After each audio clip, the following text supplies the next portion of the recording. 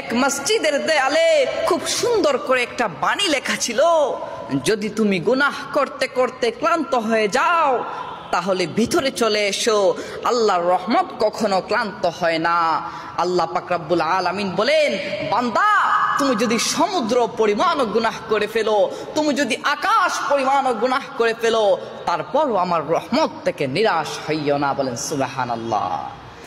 আল্লাহ তোমার মায়ার সিন্ধুর সীমানা যে নাই, জীর্ণ আমার জীবন তোরি আশায় আশায় বাই। আল্লাহ তোমার মায়ার সিন্ধুর সীমানা যে